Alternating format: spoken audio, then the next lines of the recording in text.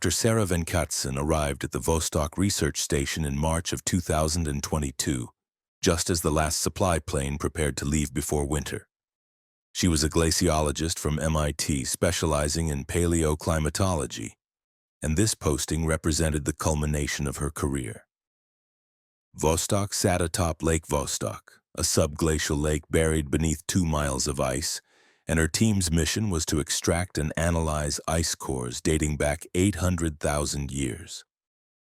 The station housed 14 people that winter, a skeleton crew of scientists and support staff who would be completely isolated until October. The first month passed normally. Sarah worked 12-hour shifts in the ice core laboratory, a pressurized building connected to the main station by an enclosed walkway. The cores arrived daily from the drilling site, cylindrical segments of ancient ice containing trapped air bubbles, volcanic ash, and microorganisms frozen in time. Each sample was cataloged, photographed, and stored in the archive freezer at -80 degrees Fahrenheit. By May, the sun had disappeared entirely. The darkness was absolute, broken only by the station's exterior lights and the ethereal dance of the aurora australis. Sarah found the perpetual night disorienting at first, but she adapted, focusing on her work.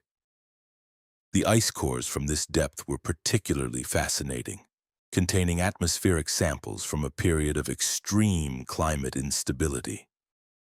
It was during her shift on May 19th that she noticed something unusual. Core sample V-8-473 contained what appeared to be organic matter. Not the typical bacterial inclusions they occasionally found, but something larger. Through the translucent ice, she could see a dark mass roughly the size of her fist. She called over Dmitry Volkov, the station's senior researcher. "This shouldn't be possible," Dmitry muttered, examining the core under magnification. "This depth corresponds to approximately 750,000 years ago. Nothing this large should have survived the compression." They decided to extract a sample. Sarah carefully sectioned the core, isolating the anomaly in a smaller segment. Under the microscope, the organic matter appeared fibrous, almost crystalline in structure. It didn't match anything in their reference database. "We should thaw it," Sarah suggested. "Controlled thaw, sterile conditions." Dmitry hesitated. Protocol dictated that unusual samples should be preserved and sent to laboratories in the United States or Russia for analysis. But they were 7 months from the next supply plane. The discovery could be significant. Perhaps a new extremophile organism that had survived deep freeze for millennia. They prepared a sterile isolation chamber, gradually raising the temperature of the sample from -80 to -40 degrees over 6 hours. Sarah monitored the process through the chamber's viewing port, documenting every change. At hour 7, when the sample reached -20 degrees, something happened. The organic matter moved. It was subtle at first, a slight undulation barely perceptible. Sarah adjusted the microscope's focus, thinking it was an optical illusion caused by the thawing ice. But the movement continued, becoming more pronounced. The fibrous structure was unfurling, responding to the warmer temperature. "Dmitry, are you seeing this?" He stood beside her, his face pale in the laboratory's fluorescent lighting. "That's not possible. No organism can reanimate after 750,000 years. The cellular damage would be catastrophic." But they were watching it happen. The mass expanded, its crystalline fibers extending outward like roots seeking soil. Within the isolation chamber, condensation formed on the viewing port, obscuring their view. Sarah increased the chamber's internal lighting. The thing inside was growing. Over the next hour, it doubled in size, its structure becoming more complex. What had been a simple fibrous mass now displayed organized patterns, almost geometric in arrangement. Dmitry suggested they terminate the experiment, refreeze the sample, but Sarah was mesmerized. This could revolutionize their understanding of extremophile biology. At hour 9, The isolation chamber's internal temperature alarm sounded. The chamber was heating beyond the set parameters, but the heating element was functioning normally. The excess heat was coming from the organism itself. "Shut it down," Dmitri ordered. "Now!" Sarah initiated the emergency freeze protocol. Liquid nitrogen flooded the chamber, dropping the temperature to negative 150 degrees in seconds. Through the frosted viewing port, she watched the organism's movement slow, then stop. The chamber's temperature stabilized. They left the sample in isolation overnight, agreeing to review their findings in the morning. Sarah barely slept. In her quarters, she could hear the station's infrastructure groaning under the extreme cold, pipes contracting, metal stress singing in the darkness. But other sounds intruded on her consciousness, rhythmic sounds, almost like breathing. She told herself it was the ventilation system. The next morning, she returned to the laboratory early. The isolation chamber's temperature had spiked again overnight, despite the liquid nitrogen bath. The organism had somehow generated enough heat to raise the chamber's temperature by 40 degrees. Worse, it had grown again. The mass now filled a third of the chamber's interior volume. Dmitri arrived minutes later, his expression grave. "We need to destroy it. This is beyond our protocols, beyond our understanding." But Sarah couldn't let go. "We need to understand what it is, how it's generating heat, what its metabolic processes are." "Sarah, listen to yourself. This thing has been frozen for 750,000 years. It should be dead. The fact that it's not means we're dealing with something fundamentally different from any known organism. We don't have the facilities to contain it properly." They argued for an hour. Finally, Sarah agreed to incinerate the sample. They transferred the isolation chamber to the station's waste processing unit, which operated at temperatures exceeding 2,000 degrees Fahrenheit. Sarah input the incineration sequence. Nothing happened. The system was non-responsive. Dmitri checked the controls. They showed the incinerator was offline, though the diagnostic readouts indicated all systems were functioning. He manually triggered the backup ignition. Still nothing. "This doesn't make sense," he said. "I serviced this unit 2 weeks ago. It was perfect." They decided to move the chamber to the emergency airlock. They would jettison it outside, let the Antarctic winter do what their technology couldn't. The temperature outside was negative 95 degrees. Nothing could survive that. As they transported the chamber through the station's corridors, Sarah noticed something disturbing. The station felt warmer. The perpetual chill that permeated every room had diminished. She checked a wall thermometer. The interior temperature had risen 5 degrees since yesterday. The heating system was struggling, consuming more power than normal yet producing less heat, as if something was absorbing the thermal energy. They reached the airlock. Dmitri initiated the decompression sequence while Sarah secured the isolation chamber in the exit corridor. Through the chamber's frosted port, she could barely see the organism anymore. The entire interior was obscured by spreading crystalline growth. The outer airlock door opened. Antarctic wind screamed into the corridor, bringing ice crystals and darkness. They shoved the chamber outside, sealed the door, and watched through the observation window as it tumbled into the night. For a moment, Sarah felt relief. Then she saw it. In the station's exterior lights, the isolation chamber had cracked open from internal pressure. The organism was exposed to the Antarctic environment, to temperatures that should have frozen it instantly. But it was spreading, growing. Its crystalline structure glittered in the artificial light, extending across the ice like frost patterns on glass. But purposeful, directed. "It's not dying," Sarah whispered. "The cold isn't killing it." Dmitri grabbed the radio, calling the station commander. They had a serious problem. Over the next 72 hours, the situation deteriorated. The organism continued growing outside, spreading across the ice in geometric patterns that radiated from the abandoned isolation chamber. More disturbing were the effects inside the station. The heating system failures intensified. Power consumption spiked, equipment malfunctioned, and crew members began reporting symptoms: headaches, disorientation, vivid dreams of crystalline structures, and cold intelligence. Sarah spent hours studying the organism through the observation window, documenting its growth patterns. It wasn't random. The structure was organized, almost architectural. And it was moving toward the station's foundation, seeking the warmth of human habitation. On the fourth day, Dmitri made the decision to evacuate the laboratory building, sealing it off from the main station. They couldn't risk the organism breaching their primary life support systems. The 14 crew members crowded into the main building's common areas, watching their instruments and waiting. The organism reached the laboratory's foundation on day 5. They watched through cameras as crystalline growth spread across the walls, seeking entry points.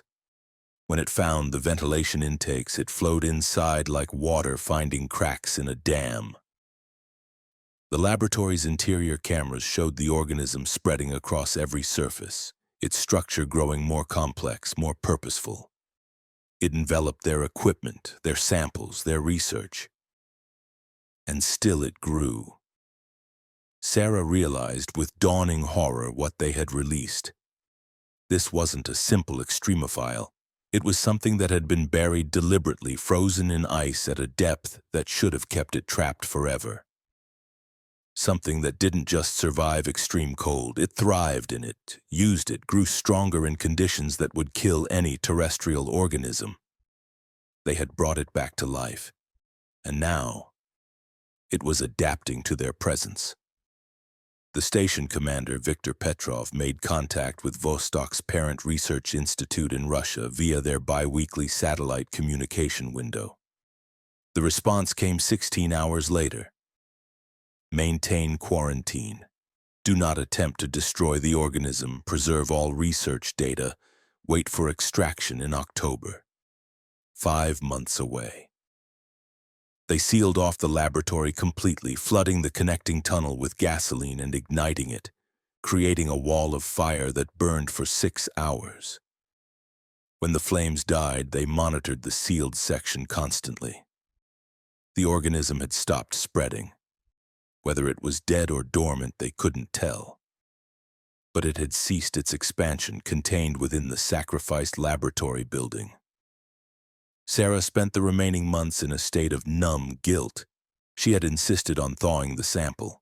She had released something ancient and alien into their isolated world. The other crew members avoided her, their accusing stares speaking louder than words.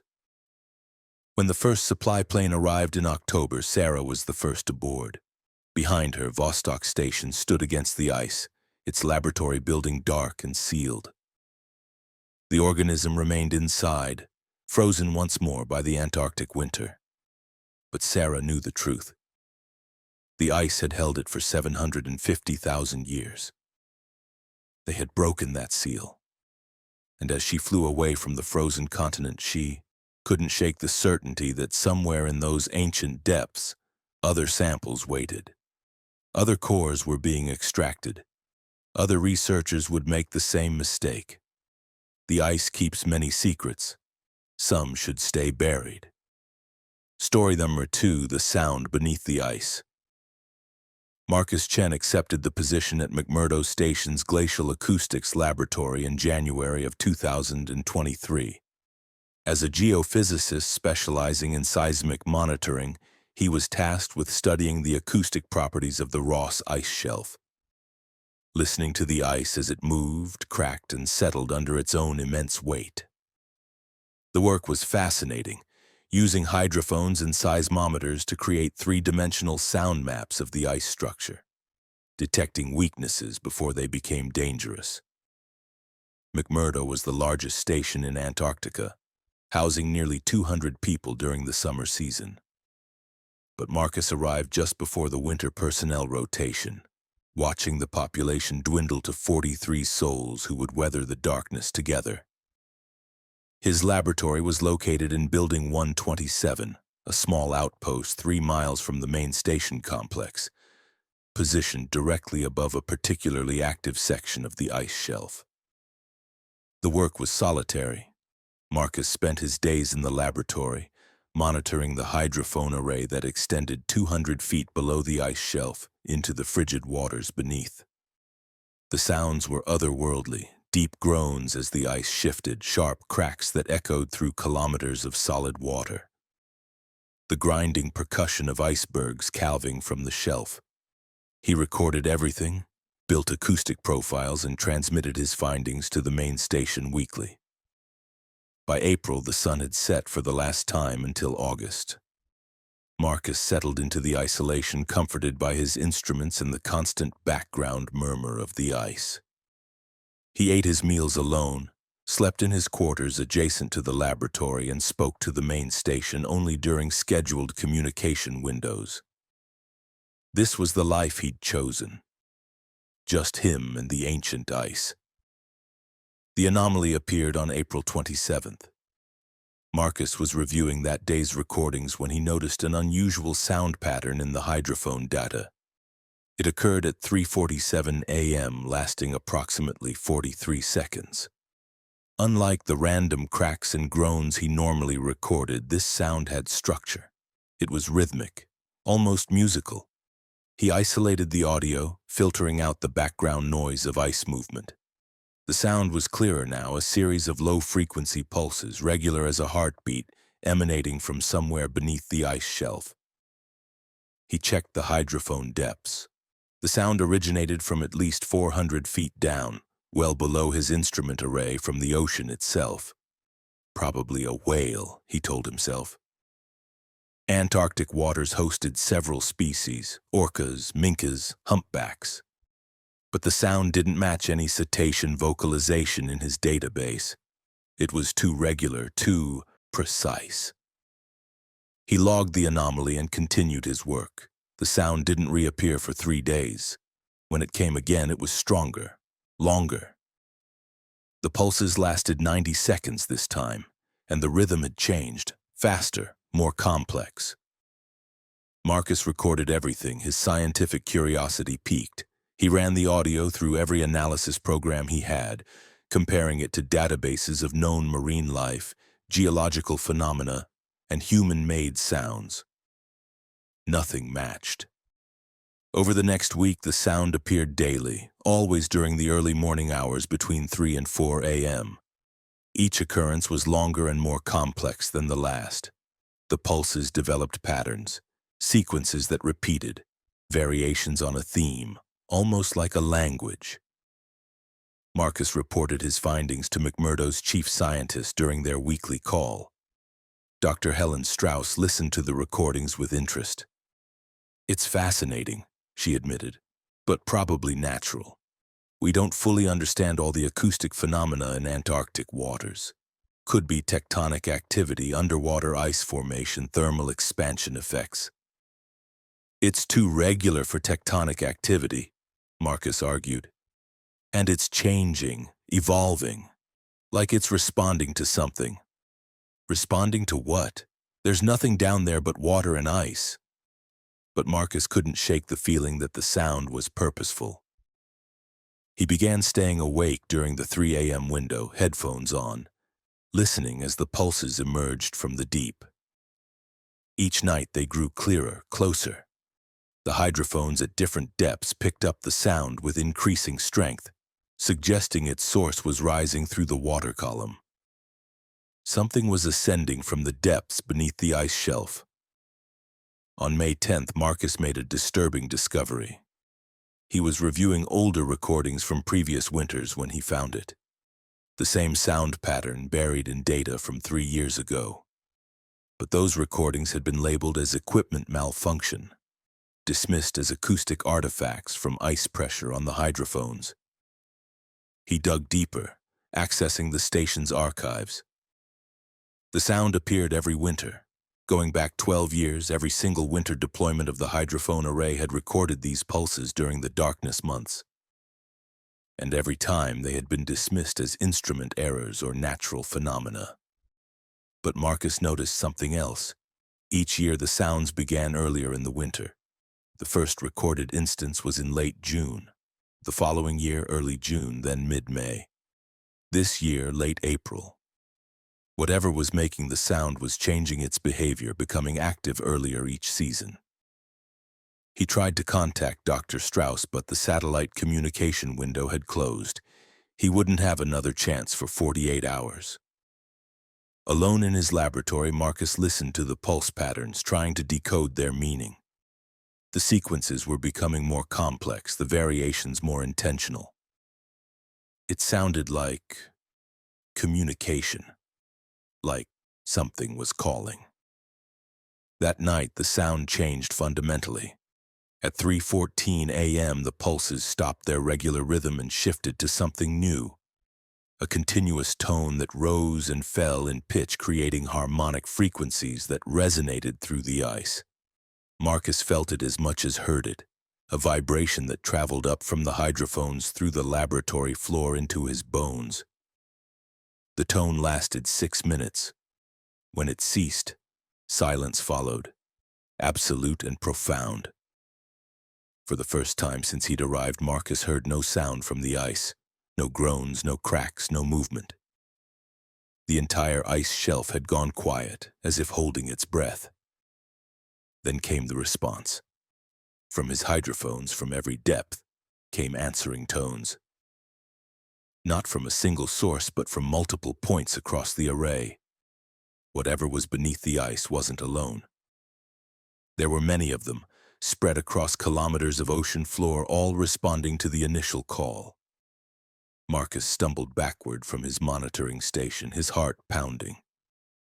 This wasn't natural. This was coordinated, intelligent.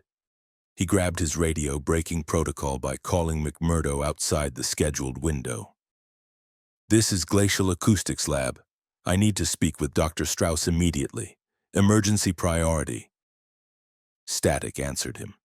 He checked the radio. It was functioning normally, but he was receiving no response. He tried again. Still nothing. The darkness and distance between his laboratory and the main station had never felt so absolute. He was alone with the sounds from beneath the ice. Over the next hour, the acoustic activity intensified. The multiple sources created interference patterns, waves of sound that washed over his hydrophones in coordinated pulses. Marcus recorded everything, his hands shaking as he operated his equipment. The sounds were converging, moving toward a single point directly beneath his laboratory. At 4:33 a.m., all the sounds stopped. The silence was worse than the noise. Marcus stared at his monitors, watching the flatline readings from his hydrophone array. Nothing, not even the natural background sounds of the ice shelf. It was as if the entire world had been muted. Then the ice beneath him groaned. Not the usual settling sounds he'd grown accustomed to.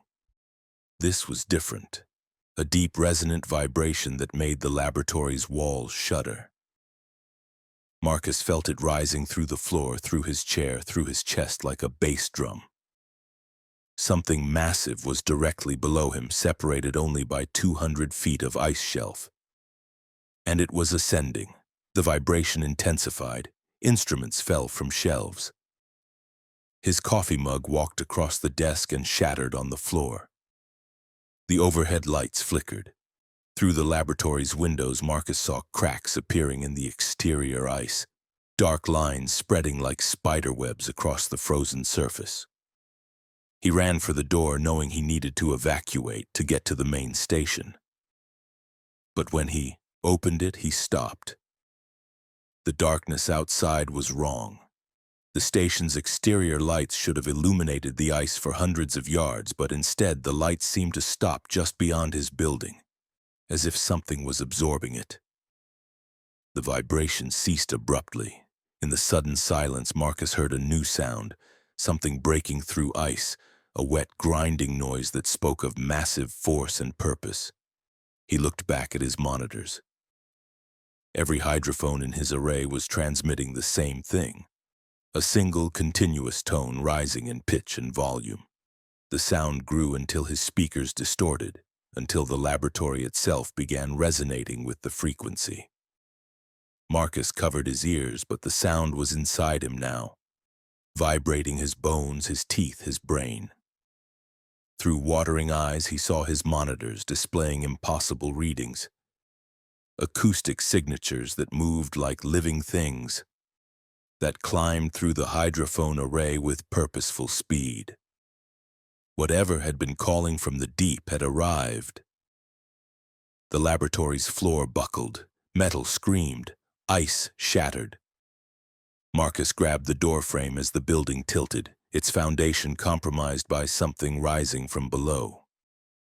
Through the cracked floor he saw movement, something vast and dark, pushing up through the ice shelf, through the ocean that had been its prison. He didn't wait to see more. Marcus ran into the Antarctic night, stumbling across cracking ice, fleeing toward the distant lights of McMurdo Station. Behind him, he heard his laboratory collapse, heard the ice shelf fracturing, heard a sound like nothing Earth had ever produced. A cry of triumph from something ancient and alien that had finally answered the call of the surface world. He reached the main station 30 minutes later, frostbitten and incoherent. The security team found him trying to break down the door, screaming about things beneath the ice. They brought him to the medical bay, treated his exposure, sedated him. When Dr. Strauss visited him the next morning, she brought troubling news. His laboratory was gone. The entire structure had collapsed into the ice shelf. A fissure had opened beneath it, a crack that extended downward into the ocean. The hydrophone array was destroyed. All his recordings were lost. But more disturbing was what the satellite imagery showed. The fissure wasn't random. It was perfectly circular, 200 feet in diameter, with smooth walls that no natural process could have created. Something had melted or carved its way up through the ice shelf, and the ice around the fissure was warm. In the negative 90-degree Antarctic winter, the ice was warm. They sealed the area, declared it off-limits due to structural instability. Marcus was sent back to the United States on the first available flight. His contract terminated, his reputation damaged by his incoherent reports of acoustic anomalies and things rising from the deep. But Marcus knows what he heard, what he felt. He still hears it sometimes in the quiet hours of early morning, that rhythmic pulse, that call from beneath the ice. And he wonders how many other hydrophone arrays are deployed across Antarctica. How many other researchers are listening to the sounds beneath the ice, dismissing them as natural phenomena. He wonders what else is down there, waiting in the dark water beneath the ice shelf, responding to calls that humans weren't meant to hear. The ice is 2 miles thick in places. The ocean beneath it is deeper still. We've explored less than 5% of it. Marcus hopes it stays that way. Story number 3, The Whiteout Shift. Dr. Jennifer Alvarez arrived at the Amundsen-Scott South Pole Station in February of 2022 as the station's medical officer. At an elevation of 9,300 feet on the polar ice plateau, Amundsen-Scott occupied the most isolated spot on Earth, the geographic South Pole, where all directions point north. During winter, the 42 crew members were completely cut off, surrounded by 7 million square miles of ice and 6 months of darkness. Jennifer was experienced with extreme medicine. She'd served with Doctors Without Borders in conflict zones, worked remote mining operations in Alaska, treated patients in conditions most physicians never encountered. But nothing prepared her for the psychological weight of polar winter. The darkness was absolute. The cold was lethal. Step outside without proper gear and you had maybe 10 minutes before hypothermia stole your consciousness. The station itself was a marvel of engineering, elevated on hydraulic stilts to prevent ice burial. Its modular design included living quarters, laboratories, a greenhouse, and her medical facility. Everything connected by heated corridors. Everything designed to keep the 42 residents alive until October when planes could land again. The first 3 months passed routinely. Jennifer treated minor injuries, monitored crew health, managed the psychological screening protocols required for Antarctic winter-over personnel. She grew close with several crew members. Patrick Morrison, the astrophysicist studying cosmic microwave background radiation. Yuki Tanaka, the climatologist maintaining the ice core archive. Robert Chen, her medical assistant and the station's emergency responder. By May, the sun had set. The darkness was profound, broken only by stars and the occasional aurora. Jennifer noticed the predictable psychological effects: disrupted circadian rhythms, seasonal affective symptoms, irritability. She prescribed light therapy, monitored vitamin D levels, maintained her medical protocols. Then the whiteouts began. Antarctica's whiteout conditions were legendary. Weather events where blowing snow and cloud cover created zero visibility. The horizon disappeared. Up and down became meaningless. People who ventured outside during whiteouts sometimes walked in circles, lost meters from safety, frozen to death within sight of their own building. But the whiteouts this season were different. The first anomaly occurred on May 16th. Jennifer was in her quarters when the station's weather alarm sounded. A whiteout warning, winds gusting to 80 knots, visibility 0. Standard protocol was immediate lockdown. No one went outside for any reason. She made her way to the medical facility to prepare for possible weather-related injuries. The corridors were empty, crew members secured in their designated lockdown positions. Through the station's small windows, she saw nothing but white. Not snow, not clouds, just absolute whiteness that pressed against the glass like something solid. Then Robert called her on the intercom. "Doc, I need you in the observation lounge. Something's wrong." She found him standing at the lounge's main viewing window, his face pale. "Look at this." Outside, the whiteout was total, but within it, Jennifer saw movement. Shapes. Not the random swirling of wind-driven snow, but forms that moved with purpose. Human forms. "That's impossible," she whispered. "No one's outside, the lockdown." "I know, but I've been watching for 5 minutes. There are people walking in the whiteout." Jennifer counted at least 6 figures, visible only as darker shapes within the white void. They moved slowly, deliberately, walking in single file as if following a path. She grabbed the intercom, contacting the station manager. "This is medical. Do we have anyone outside the station? Any equipment failures? Any breaches?" The response came immediately. "Negative. All personnel accounted for. All exterior doors sealed and monitored. Why?" Jennifer described what they were seeing. A pause. Then, "Stay there. Don't open any doors. I'm sending security to your position." Over the next hour, more than 20 crew members gathered in the observation lounge, watching the figures in the whiteout. They never came closer, never moved toward the station. They just walked, parallel to the facility, as if the station wasn't there. As if they were going somewhere else, following a route that had nothing to do with the human presence at the South Pole. Patrick Morrison, the astrophysicist, pressed his face against the glass. "How is this possible? The temperature outside is negative 105 degrees with wind chill. A human would be dead in minutes." "Maybe they're not human," someone suggested. The station manager, Colonel David Martinez, arrived with his security team. He watched the figures for several minutes before making a decision. "We need to confirm what we're seeing. Suit up a team, thermal gear, tethered lines, stay within sight of the station." "Find out what those things are," Jennifer volunteered immediately.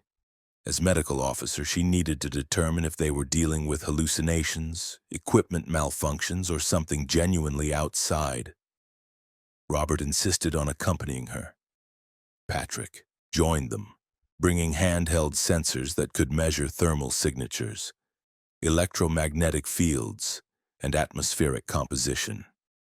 They dressed in the heavy polar suits, multiple layers, heated elements, oxygen supplies.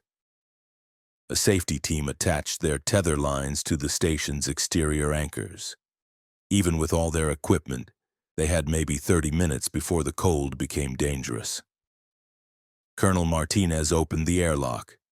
Antarctic wind hit them like a physical blow. The cold was shocking even through their gear. Jennifer could barely see 5 feet ahead.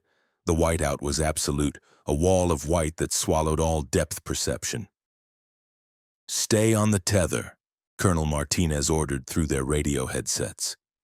"You walk straight out 50 yards, observe, then come back. No exceptions."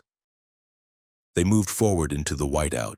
Jennifer counted her steps, focusing on the ground beneath her feet, the only reference point in the colorless void.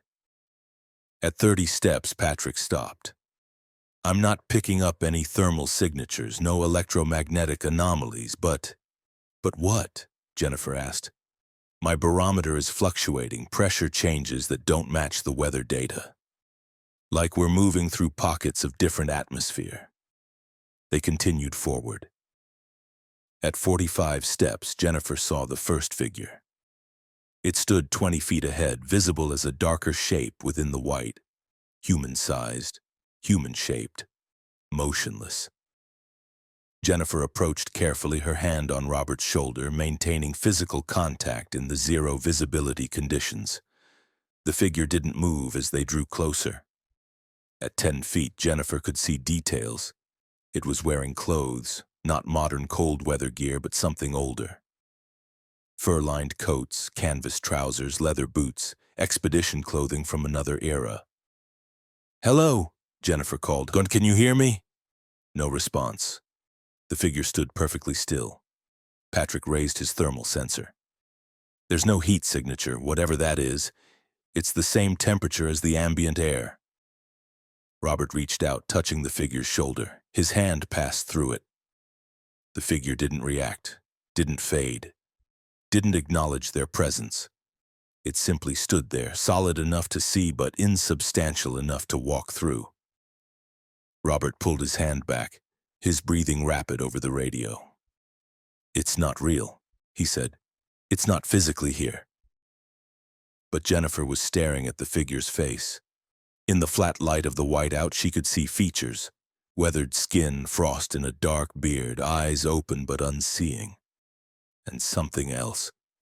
Around the figure's neck was a brass medallion stamped with text she could barely read. "Amundsen," she whispered. "This is from Amundsen's expedition." Roald Amundsen reached the South Pole in December 1911, the first human to stand at Earth's southern axis.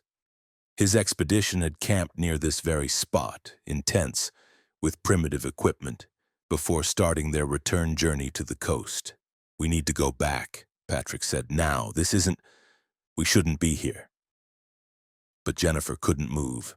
The figure stood before her, impossibly present yet absent, a ghost of an explorer who had died nearly a century ago. And beyond it, she could see others. More figures in expedition clothing, forming a line that stretched into the whiteout's white infinity. Robert grabbed her arm. "Doc, we're leaving. Something's wrong here." They turned back toward the station, following their tether.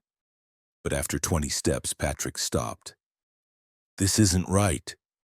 We should have reached the station by now." Jennifer looked at the tether in her hand. It stretched ahead into the whiteout, but she couldn't see where it ended. Couldn't see the station's lights. They should have been visible by now, should have been growing brighter. "How far have we walked?" she asked. Robert checked his step counter. 73 steps were past the station's position, way past. They were lost, in a whiteout, meters from safety but unable to find it. Patrick's voice was tight with controlled panic. "We follow the tether back. It has to lead to the station. That's the entire point of the tether." They reversed direction, walking back along their safety line. Jennifer counted steps. 50, 75, 100. The station should have been impossible to miss, but the whiteout revealed nothing but whiteness and the ghostly figures standing in their expedition clothing watching with frost-dead eyes. At step 130, they found the tether's end. It was attached to nothing. Just cut cleanly, the metal carabiner dangling in Robert's gloved hand. No anchor, no station. The tether had been severed, but none of them had felt it happen. "We're in trouble," Patrick said simply. Jennifer felt the cold penetrating her gear. They had maybe 15 minutes before hypothermia became critical. "We walk in a grid pattern. The station has to be here. We couldn't have gone that far." But as they searched, the whiteout seemed to expand around them. Distance became meaningless. Time became elastic. Jennifer's watch showed contradictory readings. First 10 minutes had passed, then 5, then 30. Her GPS was non-functional, unable to acquire satellites. Patrick's compass spun uselessly. "We're not in normal space," Patrick said. "The instruments, nothing works here. It's like the whiteout is its own place, separate from the station, from Antarctica, from reality." Jennifer saw more figures now, dozens of them. They surrounded her team, standing in silent witness, all wearing historical expedition gear, all marked with the same brass medallions. Then she recognized one, Scott. Robert Falcon Scott, the British explorer who reached the South Pole 34 days after Amundsen, only to perish on the return journey. His entire team had frozen to death on the Ross ice shelf, their bodies discovered months later. But Scott stood before her now. His frost-ravaged face turned toward her, his eyes open in frozen death. "They never left," Jennifer whispered. "All the explorers who died here. They're still here, trapped in the whiteout." Robert was shaking, his body temperature dropping. "We're going to join them, aren't we?" Jennifer refused to accept that. She was a doctor. She saved lives. She gathered her team, made them huddle together for warmth, and thought. The whiteout had rules. It was showing them the dead explorers. It had severed their tether. It was a trap, but traps had mechanics. She looked at the figures surrounding them. They all faced the same direction, oriented toward some point in the whiteout's infinity. Following something. Some path. "We go where they're going," Jennifer decided. "We follow the dead." Patrick grabbed her arm. "That's insane. We need to find the station." "The station isn't here. Don't you understand? This isn't the Antarctic winter we know. This is something else. Something that exists during the whiteout. The only way out is forward." She started walking, following the line of ghostly explorers. Robert and Patrick had no choice but to follow. They walked for what felt like hours, but what Jennifer's malfunctioning watch claimed was both 3 minutes and 6 hours simultaneously. The cold penetrated deeper. Her fingers were numb. Her breathing was labored. Then she saw light. Not the station's artificial light, something else, something that glowed within the whiteout like a distant star. The line of dead explorers walked toward it, drawn by its pull. Jennifer followed. The light grew brighter, closer. She could see it had structure, a doorway, an opening, a tear in the white fabric of the whiteout, and through it she glimpsed elsewhere, ice that was too smooth, too perfect. Sky that was the wrong color, structures that were geometric in ways human architecture could never achieve. "Don't," Patrick grabbed her. "Whatever that is, it's not our world. We go through there, we're never coming back." But Jennifer understood now.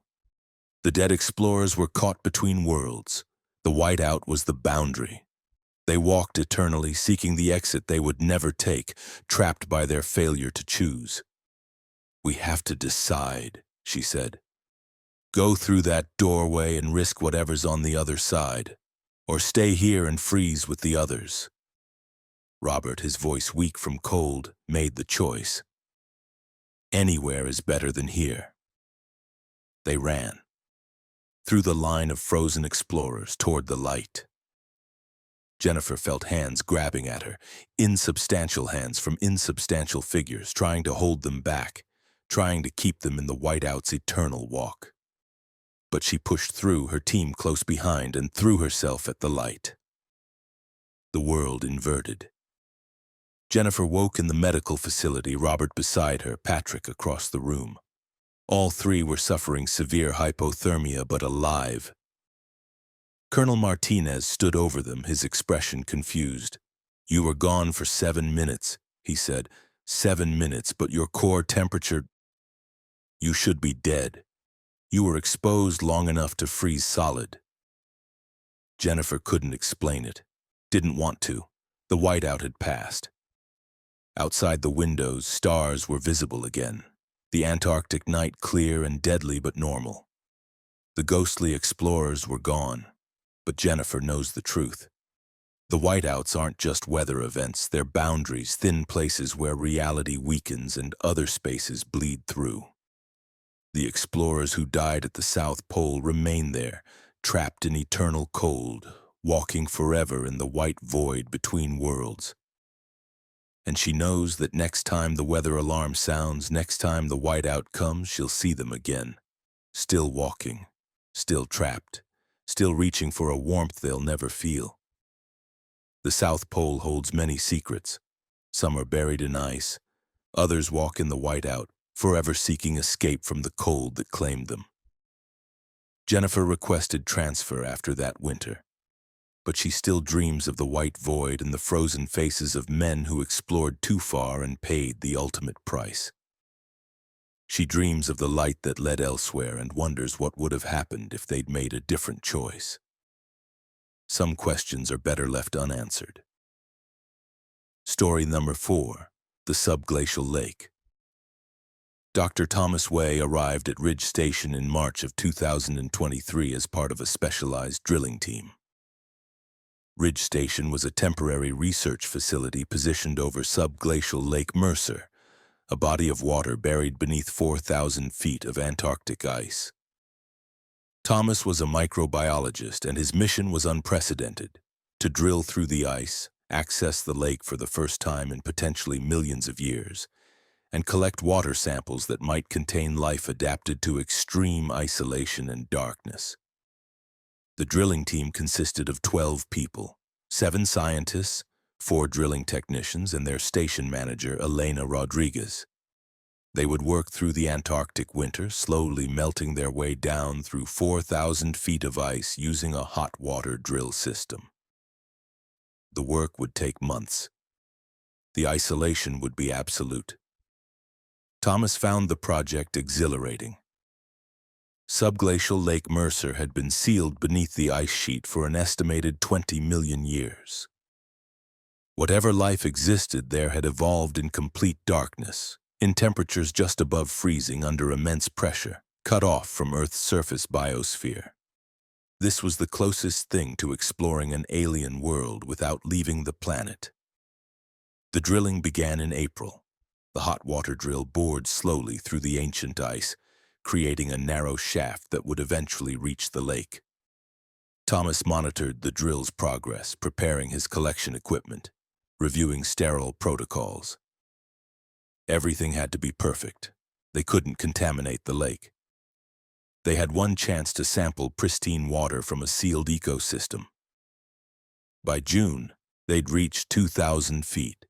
The ice cores they extracted showed layers of accumulated snow compressed over millennia.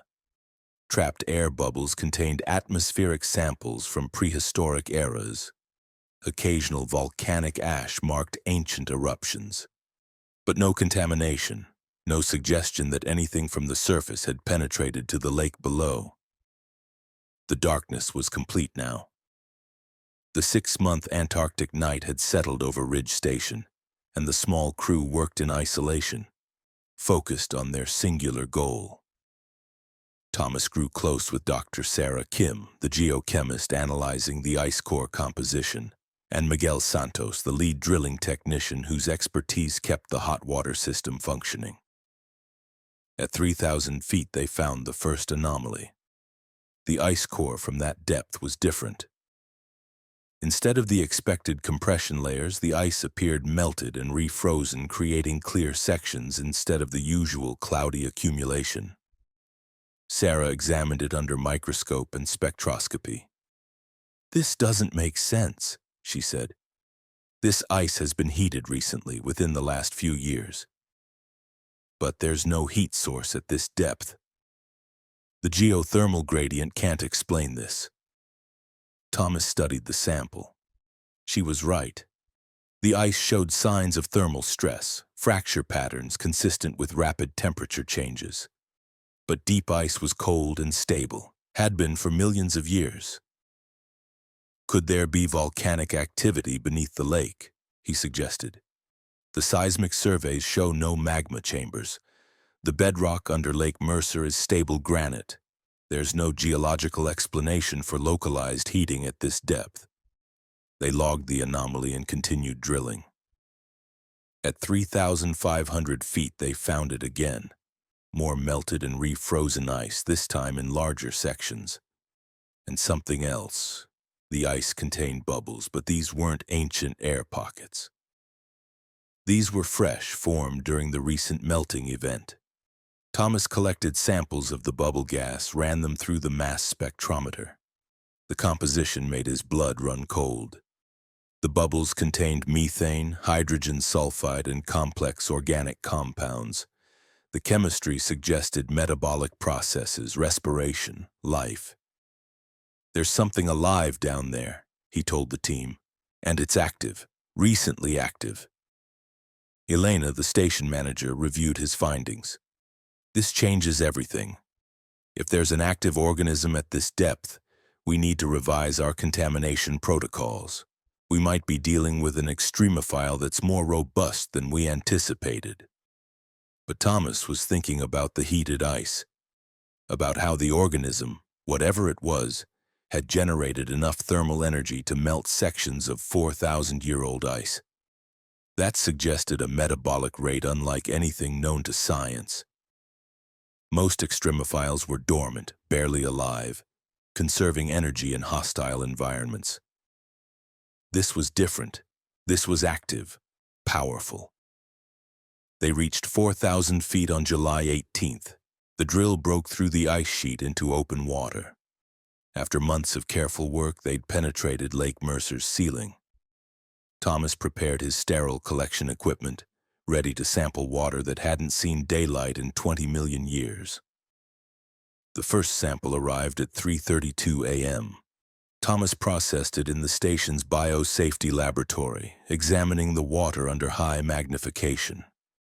It was teeming with life. Single-celled organisms, bacterial colonies, structures that didn't match any known taxonomy.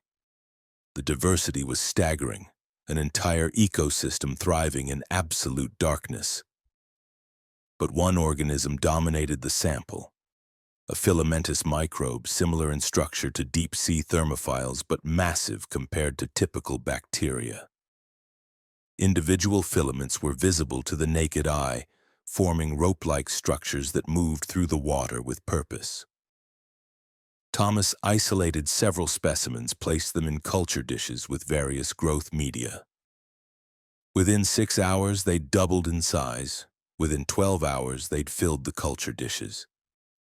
The growth rate was unprecedented. Thomas had never seen anything reproduce this rapidly. Sarah came to the laboratory, drawn by his excited radio calls. "Look at this," Thomas showed her the cultures. "This organism is incredibly successful. It's outcompeting everything else in the sample. Within a day, it might be the only thing left alive in these dishes." "What's its energy source?" Sarah asked. "There's no light in the lake, no photosynthesis. What's it eating?" Thomas ran biochemical assays. The organism metabolized rock minerals, extracting energy from chemical reactions with the granite bedrock. But it also consumed organic matter, any organic matter. It would eat anything biological it encountered, breaking it down with remarkable efficiency. It's the apex organism in Lake Mercer, Thomas concluded. Everything else in that ecosystem probably exists to feed this thing. Over the next week, Thomas collected more samples from different depths in the lake. The filamentous organism was everywhere, forming vast mats across the lake floor, floating in the water column, even clinging to the ice ceiling. It had colonized every niche in the subglacial environment. But the most disturbing discovery came from the ice cores they'd extracted during drilling. Thomas, curious about the heated sections, examined them more carefully. The ice contained fragments of the filamentous organism frozen in place. He carbon dated the ice around these fragments. They were less than 3 years old. It's been breaching the ice ceiling, Thomas told the team. The organism can generate enough heat to melt through ice. It creates pockets, expands into them, then gets frozen when the water refreezes. It's been trying to escape the lake. Miguel, the drilling technician, understood the implication immediately. We drilled through the ceiling. We created a permanent hole, a way out. The team gathered in the common room. Elena made the hard decision. We seal the borehole immediately. We can't risk releasing this organism into the surface environment. But Thomas protested. We don't know if it can survive outside the lake. Surface temperatures would kill most extremophiles. The UV radiation when summer comes. We can't take that risk, Elena insisted. We seal it now. They prepared to flood the borehole with a fast-setting polymer that would solidify and block the shaft. Miguel assembled the pumping equipment while Thomas reluctantly shut down his laboratory, preserving his samples for later analysis. That night, the station's power failed. Not a gradual failure or a circuit breaker. The entire electrical system went dead simultaneously. Backup generators kicked in, but they were running at reduced capacity. Elena and Miguel investigated, checking the power plant's systems.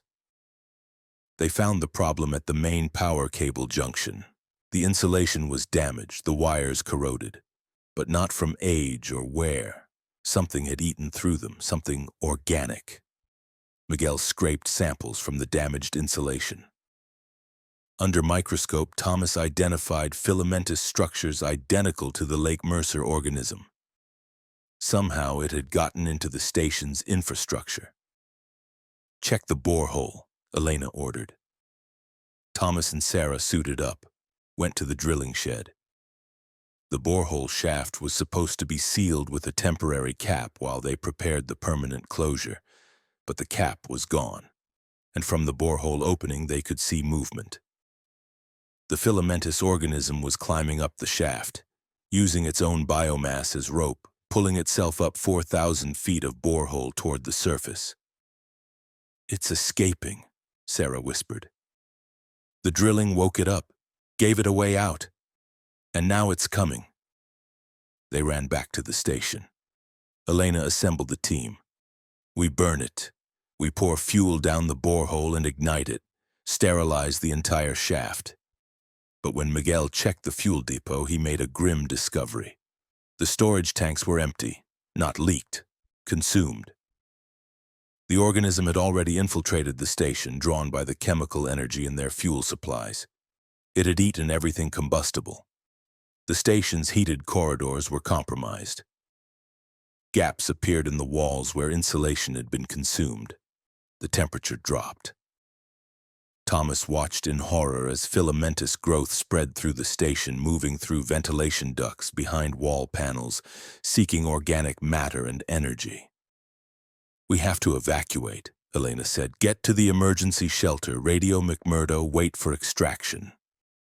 The emergency shelter was a reinforced structure 500 yards from the main station, designed to protect personnel during catastrophic failures.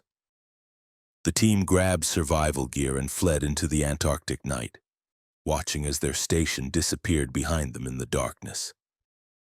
The shelter was cramped but secure. Elena activated the emergency beacon. McMurdo acknowledged their signal but couldn't launch a rescue flight until weather conditions improved. Minimum 3 days. Through the shelter's small window, Thomas watched the main station. In the darkness, he could see the structure beginning to collapse as the organism consumed its infrastructure. The filamentous growth was visible now, spreading across the ice like dark veins, radiating from the borehole in geometric patterns. "It's adapting to surface conditions," Thomas said. "Learning to survive the cold, using our station as a food source while it acclimates." Sarah checked the shelter's construction. "How long before it reaches us?" They had supplies for 2 weeks. But if the organism could consume the main station in hours, their shelter wouldn't last days. Thomas examined the growth patterns through binoculars. The organism was moving purposefully, following chemical gradients, heat signatures.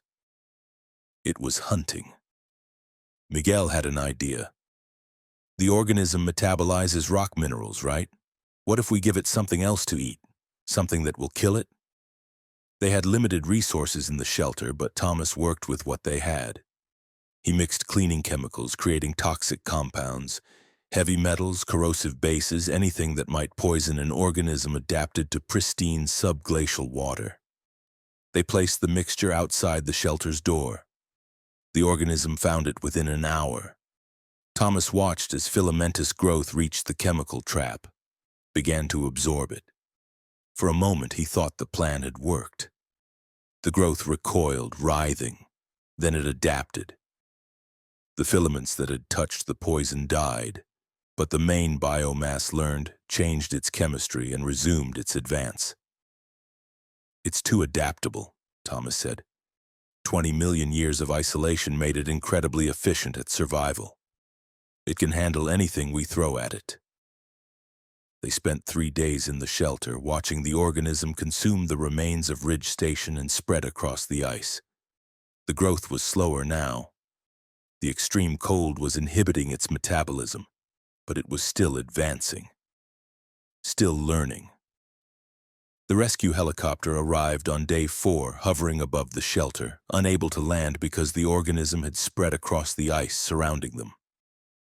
The pilot reported what he saw. Dark growth radiating from the borehole like a cancer, kilometers in diameter, still expanding. They were extracted by cable, hauled up into the helicopter one by one, leaving the shelter and their research behind. As they flew toward McMurdo, Thomas looked back at Ridge Station. The organism covered everything, a dark stain on the white ice, centered on the borehole that had given it freedom. Elena contacted Antarctic treaty authorities. The area was declared a biological contamination zone. Plans were made to sterilize the site, though no one knew how to kill an organism that had survived 20 million years of isolation and could adapt to anything. Thomas was debriefed, his samples confiscated, his research classified. The official report called it a drilling accident, a contamination event, equipment failure. But Thomas knows the truth. They'd opened a door that should have stayed closed. Released something that had evolved in perfect isolation, becoming the ultimate survivor. And sometimes, late at night, Thomas wonders what's happening at Ridge Station. Whether the organism is still there, spreading across the ice, adapting to surface conditions. Whether it's found other weaknesses in the ice sheet, other subglacial lakes to colonize. Whether humanity's presence in Antarctica has unleashed something that will outlast us all. Lake Mercer is sealed again. The borehole is collapsed. But the organism is out there, somewhere under the ice, doing what it does best, surviving, adapting, waiting. Some doors should never be opened. Some depths should never be explored. Thomas learned that lesson 4,000 feet below the Antarctic ice, and he'll carry it forever. Story number 5, The Dark Season Madness. Dr. Rebecca Torres accepted the position as winter station psychologist at Concordia Station in February of 2023. Concordia was jointly operated by France and Italy, Positioned on the Antarctic plateau at Dome C, one of the coldest and most isolated locations on the continent. The elevation of 10,500 feet made breathing difficult. The average winter temperature was -80 degrees Fahrenheit. And during the dark season, 13 people would be completely isolated for 9 months. Rebecca's job was to monitor the crew's psychological health during the extreme isolation. Antarctic winter-over syndrome was well documented: depression, cognitive impairment, sleep disruption, interpersonal conflicts. But Concordia was special. The extreme altitude, the profound darkness, and the absolute isolation created conditions unlike any other station. NASA used Concordia as an analog for Mars missions. If humans could psychologically survive a winter at Concordia, they could survive deep space travel. Rebecca had prepared extensively. She knew the warning signs of psychological breakdown, had protocols for managing conflicts, and maintained regular monitoring schedules for all crew members. The 13-person crew included scientists, technicians, and support staff, all carefully screened for psychological stability. The first month was normal. The crew adapted to the station's routines, focused on their research projects, maintained good humor despite the challenging conditions.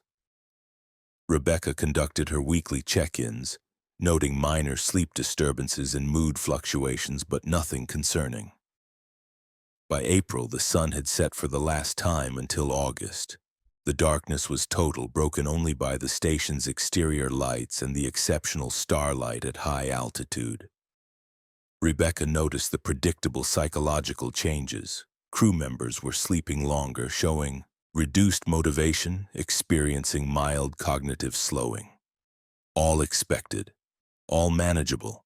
Then Dr. Jean-Pierre Moreau started having the dreams.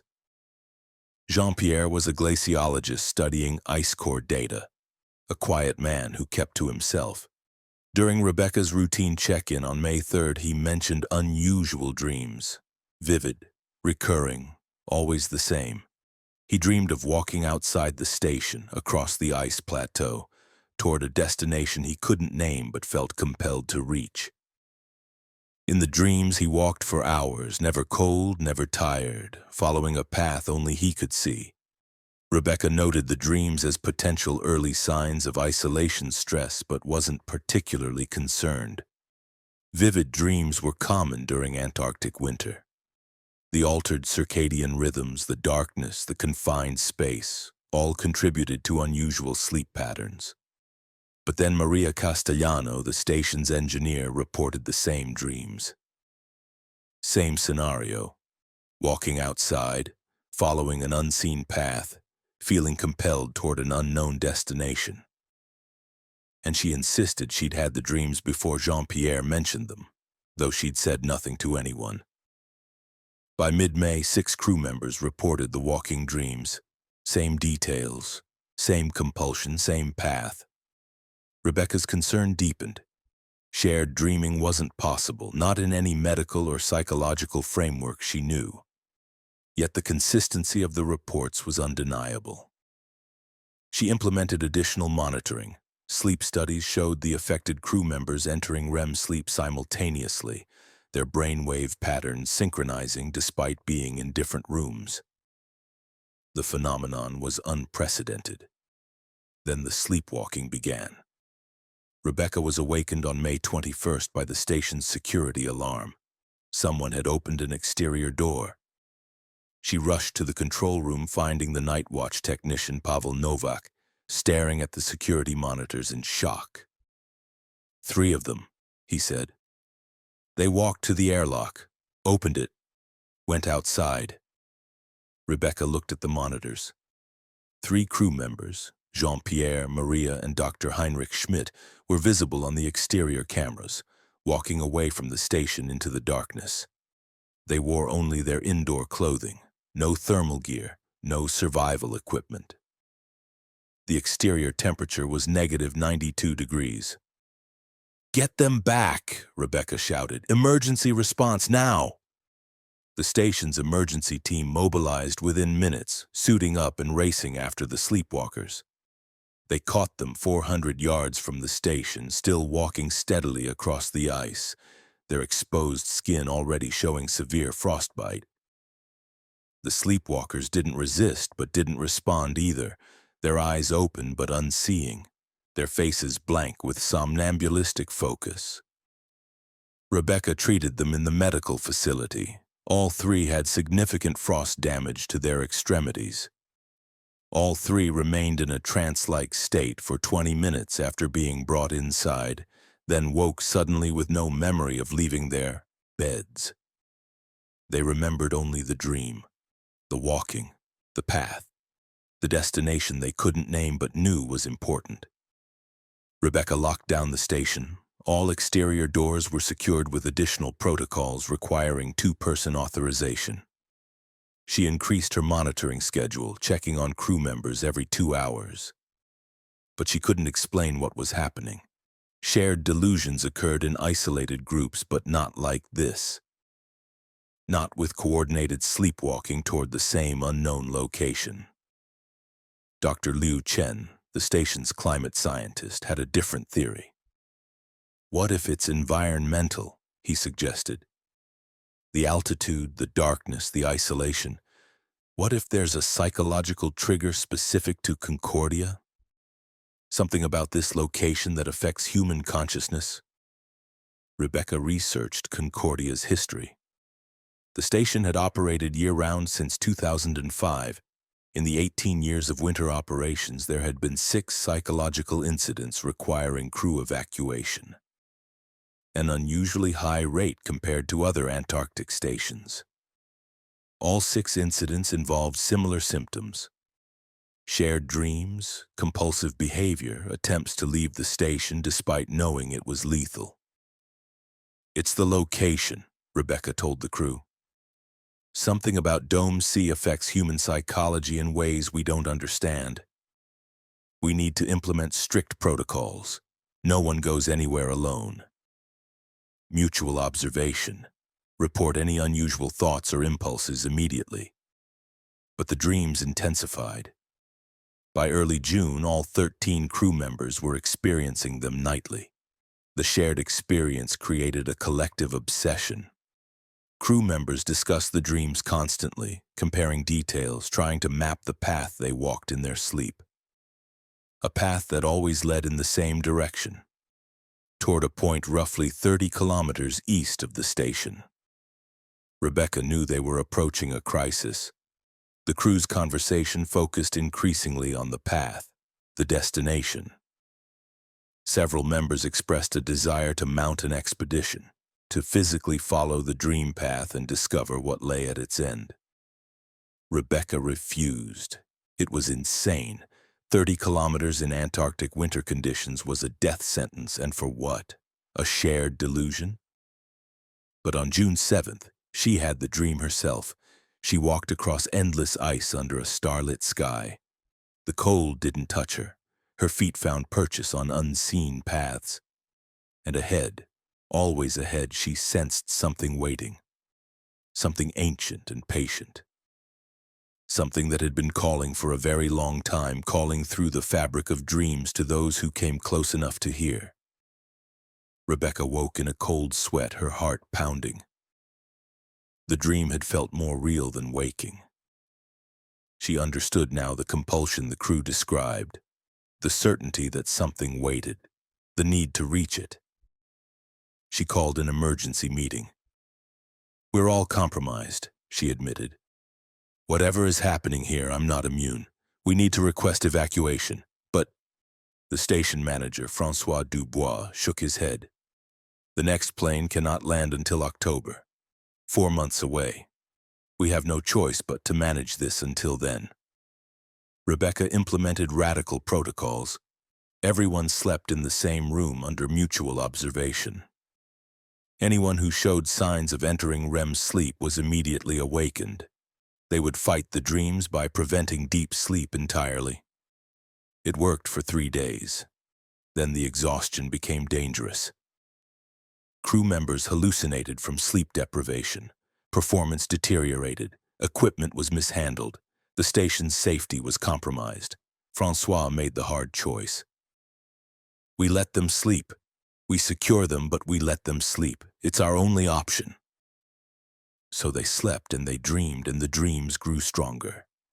Rebecca watched her crew members' sanity erode under the weight of shared compulsion. They spoke less of their research, their lives, their homes. They spoke only of the path, the destination, what might be waiting 30 kilometers east. On June 23rd, Dr. Schmidt proposed what they'd all been thinking. We go, all of us. We prepare properly, survival gear, GPS, communication equipment. We follow the path and end this. Whatever is out there, we face it. Rebecca should have refused. She was the psychologist, the guardian of mental health. But she felt the pull too, the need. In moments of terrible clarity, she recognized it as madness, a collective psychotic break brought on by extreme isolation. But those moments of clarity were brief. Most of the time, she just wanted to walk. They prepared for 3 days. Francois tried to contact McMurdo Station during a satellite window, but the communication equipment malfunctioned. They were truly alone. On June 27th, all 13 crew members dressed in full polar survival gear, loaded emergency sleds with supplies and left Concordia Station, walking east toward their shared dream destination. The journey was surreal. They walked in single file, following a path that existed only in their collective consciousness, yet everyone agreed on the direction. The stars wheeled overhead. The Antarctic plateau stretched endlessly, and something ahead called to them, a presence they felt rather than saw. After 18 hours of walking, they found it, a hole in the ice, perfectly circular, 30 feet in diameter, descending into darkness. Around its rim, the ice was smooth, melted, and refrozen into glass-like clarity. There was no natural explanation for such a formation. The crew stood at the rim, staring down into the darkness. This was the destination. This was what had called them. And now that they had arrived, the compulsion released them. The dream's grip loosened. Rebecca felt her mind clearing, horror rushing in to fill the space left by obsession. "What have we done?" Maria whispered. They'd walked 19 hours away from the station. They'd abandoned their research, their safety, their sanity to find a hole in the ice.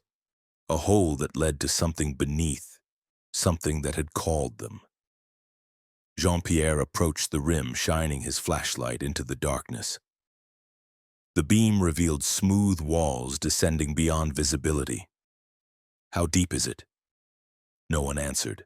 They all felt it now, the presence beneath. Patient, ancient, waiting. Francois made the decision. "We return to the station now. Whatever this is, it's not our concern." They turned away from the hole, began the long walk back. But Heinrich remained at the rim, staring down into the darkness. "Don't you want to know?" he asked. "Don't you want to understand what called us?"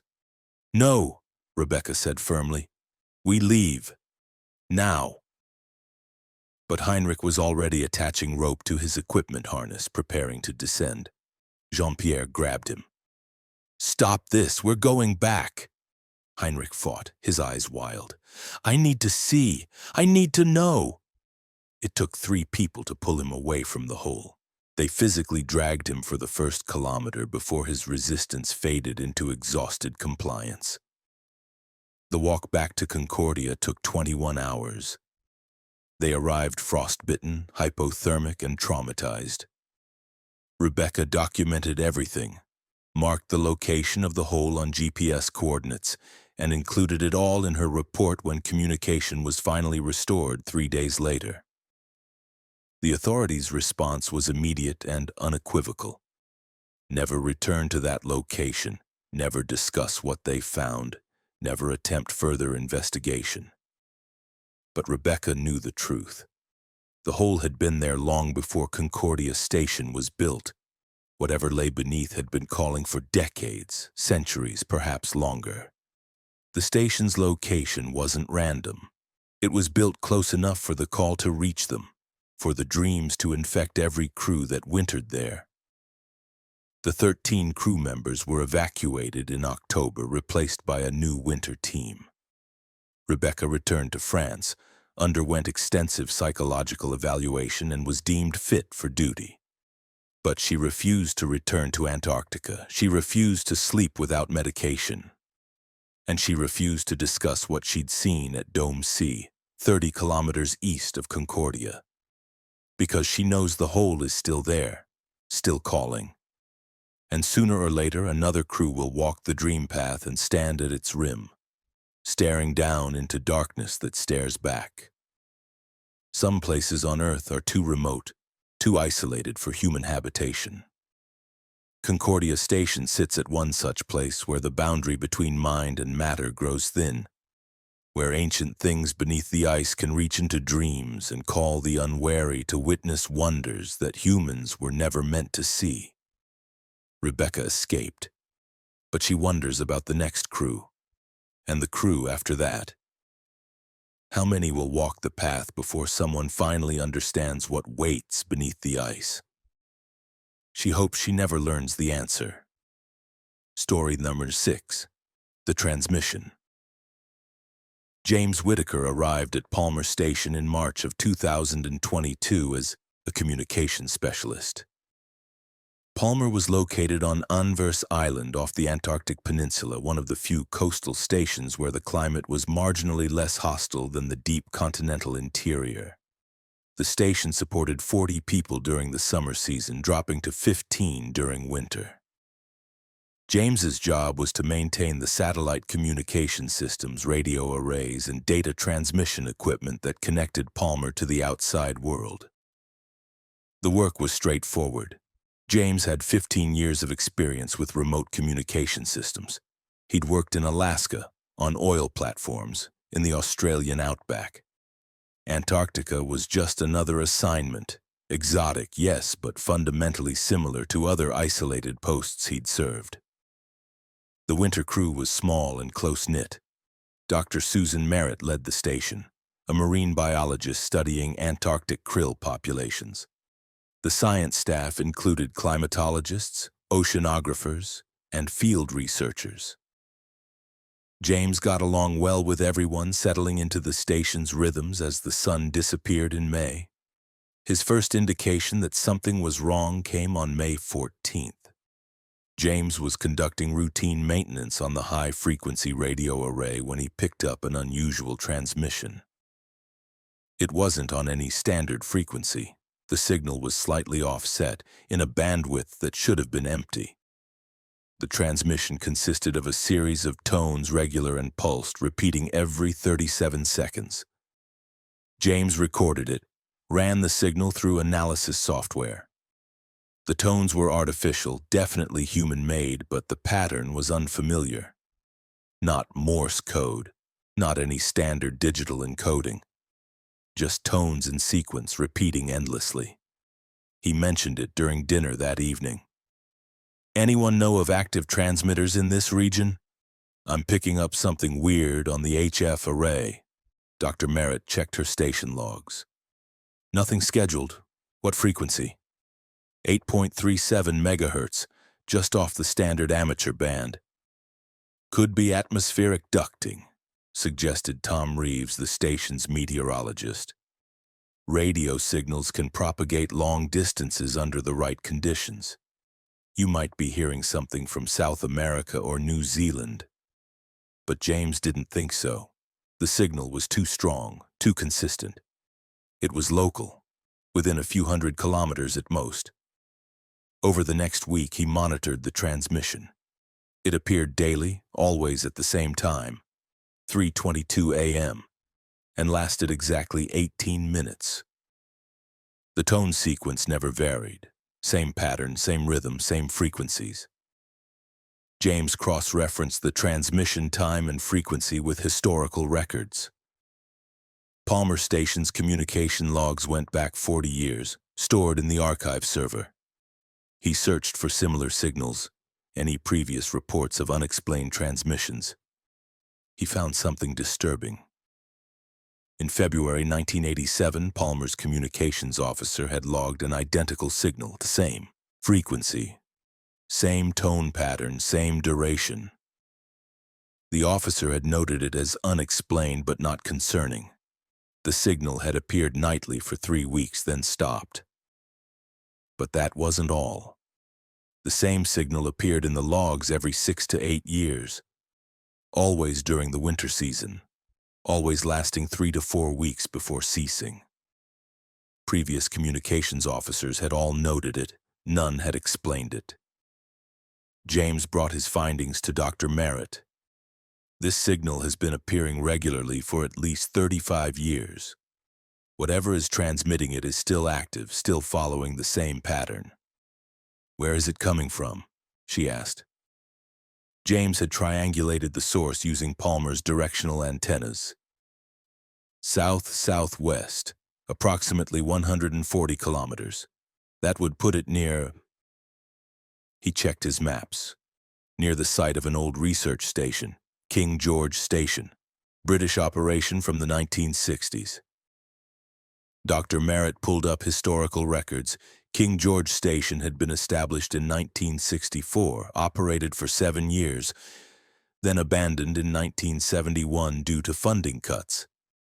The station had never been winterized or reoccupied. It should have been a frozen ruin buried under decades of ice and snow. There's no power there, Dr. Merritt said. No functional equipment. Even if something was still transmitting, the batteries would have died decades ago. But the signal continued. Every night at 3:22 a.m., for 18 minutes, the tones pulsed across the Antarctic darkness.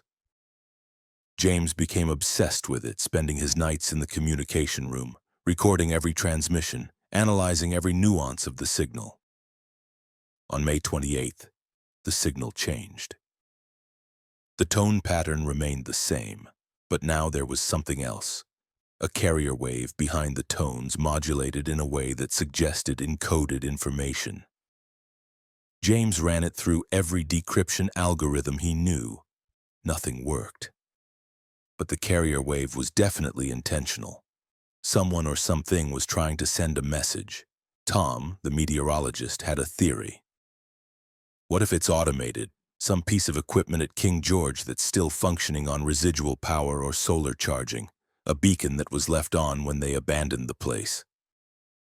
For 51 years, James countered, no equipment runs for 51 years unattended, especially not in Antarctic conditions. But they had to know. Dr. Merritt approved a reconnaissance mission.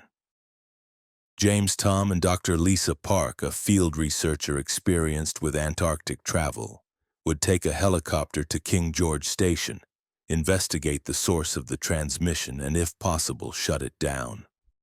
They departed Palmer Station on June 2nd under clear skies. The helicopter flight took 90 minutes following the coast before turning inland toward King George's coordinates.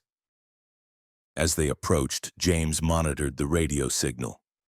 It grew stronger, confirming they were heading in the right direction. King George Station appeared below them, a cluster of small buildings half buried in snow, barely visible against the white landscape. The helicopter landed 200 yards from the station, unable to get closer due to unstable ice conditions. They suited up and approached on foot. The station was remarkably preserved. The buildings were intact, their walls still bearing painted signs in English: laboratory, crew quarters, communications. The doors were sealed by ice, but Tom used a heat gun to clear them. The first building they entered was the crew quarters, 6 small rooms, beds still made, personal items scattered around as if the occupants had just stepped out. "This is eerie," Lisa said. "It's like they left in a hurry." They moved to the communications building. Inside, they found the source of the transmission, a radio transmitter, still powered, still functional. But what powered it was impossible. The station's electrical system should have been dead for half a century. Yet the transmitter ran, its display lights glowing steady green in the darkness. James examined the setup. The transmitter was connected to a battery bank, and the batteries were connected to nothing. No solar panels, no generator, no external power source. The batteries maintained full charge despite actively powering a radio transmitter for 51 years. "This isn't possible," James whispered. Tom checked the transmitter's programming. "Look at this. It's set to transmit at 3:22 a.m. local time, 18-minute duration, the exact schedule we've been recording." Lisa found the station's logbooks preserved in a storage cabinet. The final entry was dated March 15, 1971, written by the station's commander, Captain Richard Hayes. "Transmission continues despite shutdown procedures. Unable to locate power source or identify purpose. Station personnel experiencing psychological disturbances. Requesting immediate evacuation. Recommend King George Station be permanently abandoned." James read the entry 3 times. "They tried to shut it down before they left. They couldn't stop the transmission." "Who was transmitting?" Tom asked.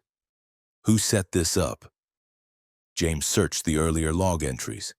King George Station's first winter crew had reported finding the transmitter already installed when they arrived in 1964. They'd assumed it was part of the station's original equipment, commissioned by the British Antarctic Survey. But when they contacted headquarters, no one knew anything about it. The transmitter wasn't on any equipment manifest, it simply existed, already broadcasting when the first crew occupied the station. "It was here before the station," James said. "Before humans. Someone put this transmitter here and set it to broadcast forever." They stood in the abandoned communications room, listening to the transmitter's steady hum, feeling the weight of the impossible. Lisa checked her watch. "It's 3:18. The scheduled transmission starts in 4 minutes. They waited. At precisely 3:22 a.m., the transmitter activated. The tone sequence James had been recording for weeks filled the room, broadcast at higher power than the station's radio could produce. The sound was deafening, resonant, purposeful. And beneath the tones, James heard the carrier wave, the encoded message. But here, in proximity to the source, he heard something else. Words, distorted beyond recognition but definitely human speech. Someone speaking a language that predated the station. That predated modern exploration of Antarctica. "Record this," James told Tom. "Everything." The transmission lasted its scheduled 18 minutes. When it ceased, the communications room fell silent except for the transmitter's residual hum. James felt profoundly disturbed. They'd found the source, but not the explanation. Who had built this transmitter? Who had programmed it to broadcast perpetually? And what message was it sending? They searched the rest of the station. In the laboratory building, they found evidence of the psychological disturbances Captain Hayes had mentioned. The walls were covered in frantic sketches, geometric patterns, mathematical equations, star charts. In the crew quarters, they found personal journals describing shared nightmares, compulsions, a growing certainty that the transmitter was calling something.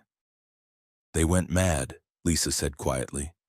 "The transmission drove them mad." James made a decision. "We destroy it. Whatever this thing is, it's dangerous. We can't leave it broadcasting." They returned to the communications building with demolition equipment from the helicopter. James disconnected the transmitter, severed its connections to the mystery power source. Tom prepared explosive charges. They would obliterate the building, bury the transmitter under tons of ice and rubble. But when Tom armed the charges, they failed to detonate. He checked the connections, the detonators, the triggering mechanism. Everything was correct, but the charges wouldn't fire. "It's protecting itself," James said, the words sounding insane even as he spoke them. "The transmitter, it won't let us destroy it." They tried alternatives. Physical destruction using tools. Disconnecting the antenna. Nothing worked. The transmitter was built from materials that resisted damage, connected to a power system they couldn't locate, broadcasting a signal they couldn't block. After 6 hours of futile attempts, Dr. Merritt radioed from Palmer. "You need to return. Weather is deteriorating. You have a 30-minute window before conditions become dangerous." They evacuated King George Station, leaving the transmitter intact and broadcasting. On the helicopter flight back to Palmer, James listened to the radio frequencies. The signal was still there, still transmitting its eternal message into the Antarctic void. Back at Palmer, James compiled his report. The transmission, the impossible power source, the historical evidence of psychological effects. Dr. Merritt forwarded everything to the National Science Foundation, requesting guidance and support. The response came 3 days later. Classified. All information regarding King George Station was now restricted. James was ordered to cease monitoring the transmission, to delete all recordings, to never discuss his findings. But James couldn't stop thinking about it. The transmitter had been broadcasting for at least 57 years, probably longer. Who maintained it? Why had it been hidden at King George Station? And what was it calling? 2 weeks later, James picked up a new signal. Different frequency, different location, but the same tone pattern. Another transmitter hundreds of kilometers south, then another, and another. Within a month, he'd identified 7 distinct transmitters scattered across the Antarctic peninsula, all broadcasting the same sequence, all following the same schedule. Antarctica was ringed with these transmitters, maybe dozens, maybe hundreds, all sending the same message to the empty sky, calling something or someone, broadcasting endlessly through the polar darkness. James requested transfer before his winter contract ended. He couldn't take the weight of knowing, the certainty that humanity wasn't alone on the frozen continent, that we'd stumbled into something ancient and purposeful and utterly beyond our understanding. Palmer Station continues its research. New communications specialists monitor the radios, probably hearing the same signals James heard. Maybe they investigate. Maybe they're told, as James was, to ignore it, forget it, never speak of it. But the transmitters continue broadcasting. The message continues repeating. And somewhere out in the darkness, perhaps something listens. Perhaps something answers. James lives in California now, far from ice and isolation. But sometimes at 3:22 a.m. he wakes in cold sweat, hearing tones that pulse through his dreams. Speaking words in a language older than humanity. Calling across distances that can't be measured in kilometers. Some messages are better left unheard. Some calls are better left unanswered. Antarctica keeps its transmitters. And the transmitters keep broadcasting, forever. Story Thumber 7, The Mirror Ice. Dr. Catherine Huang arrived at Halley 6 Research Station in February of 2023 as an atmospheric physicist studying the Antarctic stratosphere. Halley 6 was unique among Antarctic stations, built on the Brunt ice shelf. The entire facility sat on hydraulic legs, allowing it to be relocated as the ice shelf moved. The station was modern, efficient, and completely isolated during winter, housing 19 crew members who would spend 9 months cut off from the world. Catherine's research focused on ozone depletion and polar stratospheric clouds, phenomena unique to Antarctic conditions. Her equipment included LiDAR arrays, atmospheric sampling balloons, and spectrometry sensors positioned across the ice shelf. The work was fascinating and important, contributing to global climate models and atmospheric chemistry understanding. The first 3 months were productive. Catherine launched daily weather balloons, collected atmospheric data, and collaborated with colleagues at other Antarctic stations via satellite communication. The crew at Halley 6 was professional and competent. She particularly enjoyed working with Dr. Nikolai Petrov, a Russian glaciologist studying ice shelf dynamics. By May, the sun had set for the winter. The darkness was profound but beautiful. The aurora australis danced overhead most nights, providing ethereal illumination across the ice shelf. Catherine adapted to the isolation, maintaining her research schedule and monitoring her instruments. On May 19th, she noticed something unusual in her LiDAR data. The light detection and ranging system used laser pulses to measure atmospheric density and composition. That evening, the LiDAR return showed an anomaly, a perfectly reflective layer in the ice shelf approximately 200 feet below the surface. Catherine reviewed the data. Ice wasn't perfectly reflective. It scattered light, absorbed portions of the spectrum, showed normal variation in density and clarity. But this layer reflected 100% of the LiDAR's laser pulse. It was impossibly perfect, like a mirror embedded in the ice. She mentioned it to Nikolai. As a glaciologist, he was interested in unusual ice formations. "Let me check the ice core records. Maybe there's a known layer of exceptional clarity at that depth." But Halley 6 ice core archive showed nothing unusual at 200 feet. The ice cores from that depth appeared normal, cloudy, compressed, containing the expected air bubbles and particle inclusions. There was no reflective layer. Yet Catherine's LiDAR showed it clearly. "Your equipment might be malfunctioning," Nikolai suggested. "Calibration drift, sensor degradation, it happens in extreme cold." Catherine ran diagnostics. Her LiDAR was functioning perfectly. She recalibrated it, repeated the measurement. The reflective layer was still there, still perfectly mirror-smooth, still impossible. Over the next week, she mapped the layer using multiple LiDAR positions. It extended across at least 2 square kilometers of ice shelf, a vast mirror buried 200 feet down, parallel to the surface. The depth was consistent everywhere she measured. The layer was precisely horizontal, as if something had been intentionally embedded at that exact depth. Nikolai became increasingly interested. On May 27th, he proposed an expedition to drill through to the reflective layer. "We can extract a core, examine the ice directly, determine what's causing this effect." Catherine agreed. They assembled drilling equipment and selected a location directly above the center of the reflective layer.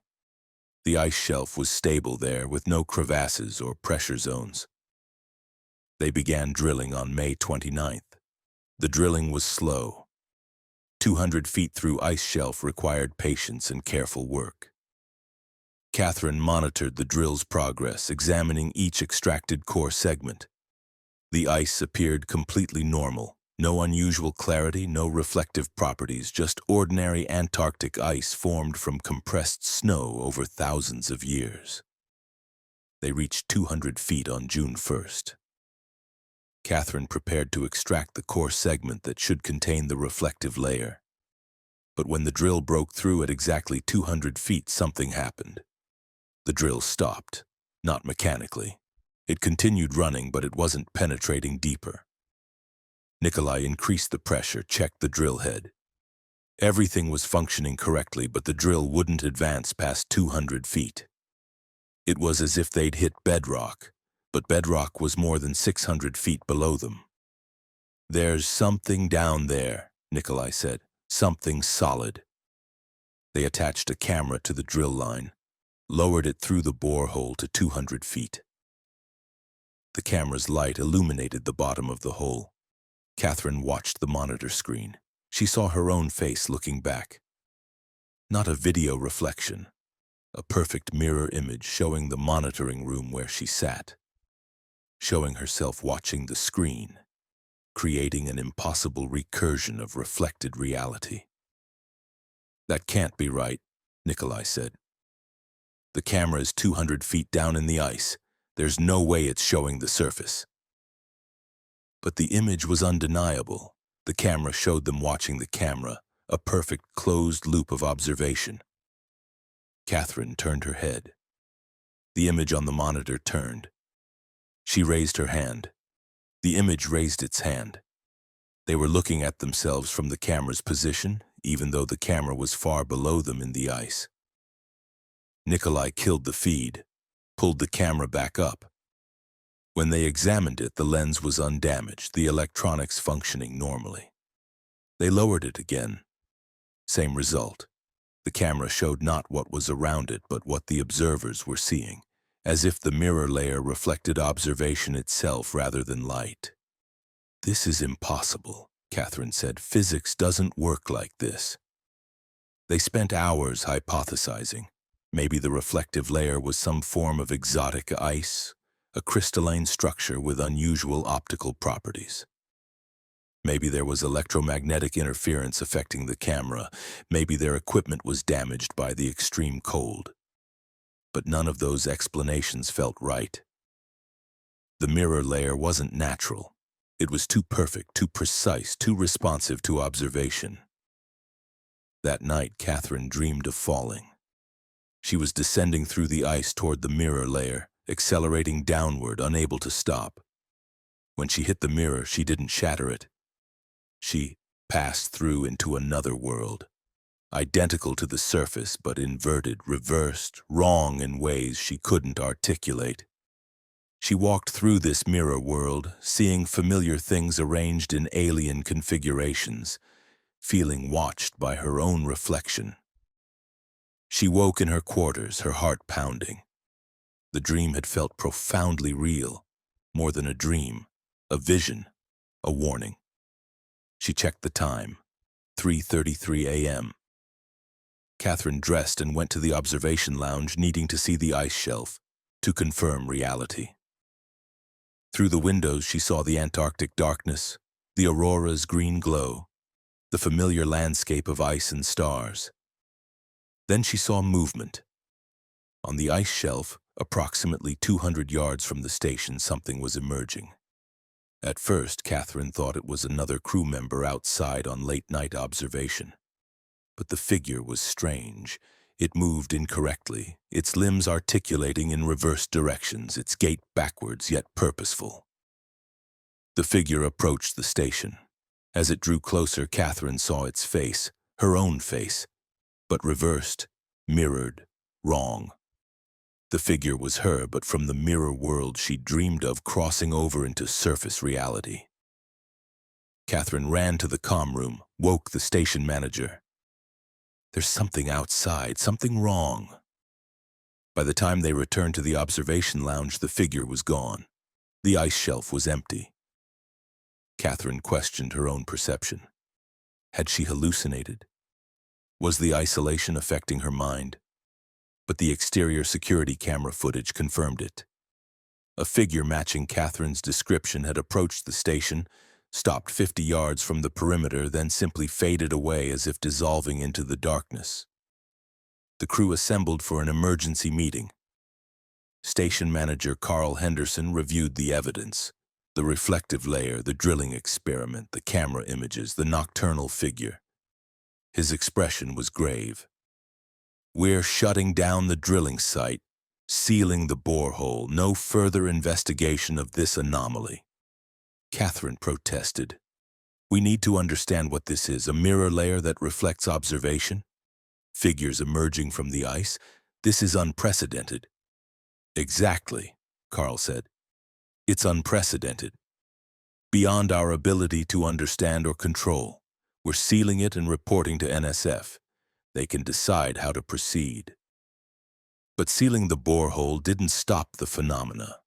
Over the next week, more crew members reported dreams of the mirror world. Some saw their own reflections moving independently in windows, mirrors, polished surfaces. The station's atmosphere changed. People became paranoid, watching each other for signs of wrongness, wondering if the person they spoke with was genuine or a mirror version that had crossed over. Catherine's LiDAR continued showing the reflective layer, but now it was changing. The layer was moving, rising through the ice at approximately 1 foot per day. In 200 days, it would reach the surface. And when it did, Catherine couldn't imagine what would happen when the mirror reached the surface. Would it reflect the world? Create duplicates? Open a door between realities? She tried to calculate when the layer would breach. October 8, 2023. Late spring in Antarctica. The sun would have returned, the ice shelf would be warming, and something impossible would reach the surface of a human-occupied research station. Carl sent increasingly urgent messages to NSF, requesting emergency evacuation. But evacuation during Antarctic winter was nearly impossible. The closest rescue capability was thousands of kilometers away. They would have to wait until the regular October extraction. By July, the reflective layer had risen to 150 feet. Crew members were seeing more mirror figures on the ice shelf, always at night, always resembling someone at the station. The figures grew bolder, approaching closer, sometimes pressing against the station's windows, their reversed faces staring inward. Catherine realized the truth one night while reviewing her data. The mirror layer wasn't a natural phenomenon. It was a boundary, a membrane between this reality and another, and the drilling had damaged it, created a weak point. Now the membrane was failing, the two realities bleeding together, and the mirror versions were trying to cross over completely. She proposed a desperate solution. We need to stabilize the membrane, prevent it from reaching the surface. How? Nikolai asked.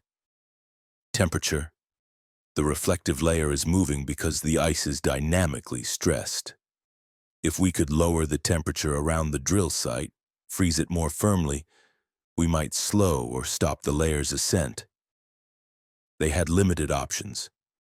Halley 6 didn't have refrigeration equipment powerful enough to freeze Antarctic ice that was already at minus 50 degrees.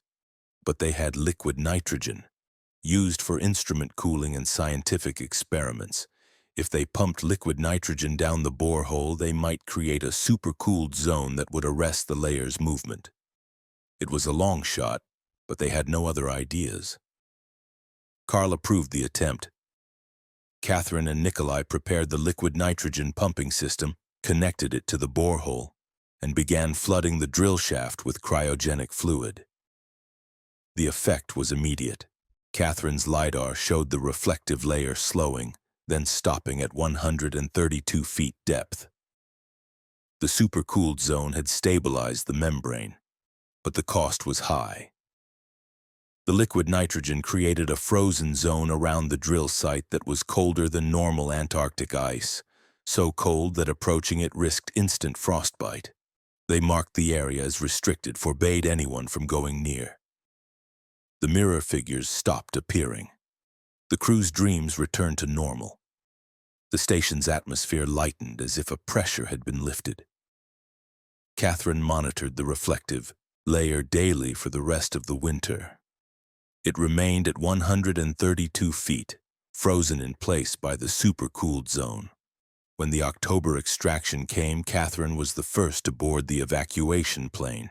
She never published her findings. NSF classified all data related to the reflective layer, sealed the drill site, and removed it from Halley 6 scientific protocols. The station continues operating, but no one is allowed to conduct subsurface measurements in that sector of the ice shelf. Catherine knows the mirror layer is still there, trapped beneath the ice, separated from the surface by 132 feet of frozen barrier. But ice shelves are dynamic. They move, crack, calve. Eventually the supercooled zone will fail. Eventually the mirror will reach the surface, and when it does, something will cross over. Something from the mirror world where reality runs backwards and humans exist in reversed form will emerge into our world and walk among us. Catherine lives in Seattle now, as far from ice and isolation as she can manage. But sometimes she looks in mirrors and sees her reflection moving incorrectly, articulating in reversed ways, watching her with eyes that know things human eyes shouldn't know. She wonders if she brought something back with her, if the mirror version of herself followed her home, if every person has a mirror self trapped beneath Antarctic ice waiting for the boundary to fail, waiting to cross over and replace the original. Some boundaries should never be breached. Some mirrors should never be looked into. Catherine learned that lesson at Halley 6 research station, and she'll carry the knowledge forever. along with the uncertainty of which side of the mirror she truly occupies. Story them or not, the countdown. Marcus Webb arrived at the Conan station in March of 2023 as a data systems engineer. Conan was a German summer research station positioned on the Antarctic plateau, supporting ice core research and atmospheric studies. Unlike year-round stations, Conan operated seasonally, active from November to February, then abandoned during the brutal winter months. Marcus was part of the winterization crew responsible for securing the station's computer systems and data archives before the final evacuation. The job should have taken 3 weeks. Marcus would shut down non-essential systems, implement power-saving protocols, ensure all research data was backed up to satellite servers, and lock down the facility for winter. Simple technical work. He'd done similar projects at remote locations around the world. The winterization crew consisted of 5 people: Marcus, 2 systems technicians, a facilities engineer, and station manager Dr. Helena Strauss. They arrived at Conan on March 9th with the last supply flight, knowing they had a narrow window before the weather deteriorated and flights became impossible. Conan's station was modern but Spartan, a main building housing laboratories, data servers, and limited living quarters, surrounded by storage containers and scientific equipment. The location was spectacularly isolated, 300 miles from the nearest permanent station, positioned on featureless ice plateau at an elevation of 9,000 feet. Marcus began his work immediately, cataloging the station's computer systems. Conan had extensive digital infrastructure, climate monitoring sensors, ice core analysis equipment, satellite communication arrays, and most importantly, a powerful data server cluster that stored decades of research findings. His job was to ensure everything was properly backed up and secured. On his second day, Marcus found an anomaly in the server logs. The main data cluster showed unusual activity, automated processes running during periods when the station should have been inactive. The logs indicated that every winter, when Conan was supposedly abandoned and shut down, the servers continued operating, executing programs that weren't part of the standard system architecture. Marcus showed the logs to Dr. Strauss. "Did you know the servers stay active during winter? I thought everything was shut down." She frowned, reviewing the data. "We leave minimal systems running, power management, emergency communications, environmental monitoring. But this level of activity..." She scrolled through the logs. "This is significant processing, running constantly, using substantial power and bandwidth." "What programs are they running?" Marcus asked. Dr. Strauss accessed the system directory. The active processes had no names, no documentation, no obvious function. They were simply labeled with numerical sequences, long strings of digits that meant nothing to Marcus. "This isn't right," Dr. Strauss said. "I need to contact headquarters, see if there's some classified research project I wasn't informed about." But when she attempted satellite communication, the system was non-responsive, not offline. The hardware functioned perfectly, but every attempt to transmit resulted in error codes. They were inexplicably cut off from outside contact. Marcus spent the next day investigating the mysterious programs. He traced their origin through system archives, finding that they'd been installed 23 years ago during Conan's initial construction. The installation log showed no user authorization, no administrator credentials. The programs had simply appeared in the system as if they'd always been there. The program's function was deeply buried in the code, but Marcus gradually pieced it together. They were monitoring something, collecting data from sensors that didn't exist in Conan's equipment inventory, transmitting that data to an unknown location via encrypted protocols he couldn't break. "We have hidden sensors," Marcus told the team. "Something at this station is monitoring something we can't see, and reporting it to someone we can't identify. The facilities engineer, Kurt Wagner, suggested searching the station physically. If there are hidden sensors, they have to be installed somewhere. Let's find them. They searched for 2 days, examining every room, every equipment locker, every storage container. They found nothing. No hidden sensors, no unauthorized equipment. Whatever the programs were monitoring, it wasn't visible to conventional inspection. Then Marcus noticed something in the server room. The main data cluster was housed in a climate-controlled vault, maintaining precise temperature and humidity for the sensitive equipment. On the vault's rear wall, partially obscured by cable management, was a panel he hadn't noticed before. The panel was unmarked, sealed with security fasteners that required specialized tools to remove. Kurt retrieved appropriate equipment from the maintenance shop. They opened the panel. Behind it was a computer system unlike anything Marcus had seen. The technology was advanced, beyond anything that should exist in a research station from 20 years ago. Quantum processors, crystalline data storage, neural network architecture that resembled biological synapses more than conventional circuitry. "What is this?" Marcus whispered. Dr. Strauss examined the system. "This isn't German technology. This isn't anyone's technology. This level of advancement—" She trailed off, unable to complete the thought. Marcus connected his diagnostic equipment to the hidden system. It activated immediately, its displays lighting up with data streams, mathematical equations, and imagery he couldn't interpret. But one element was clear, a countdown timer displayed prominently on the main screen: 207 days, 17 hours, 42 minutes.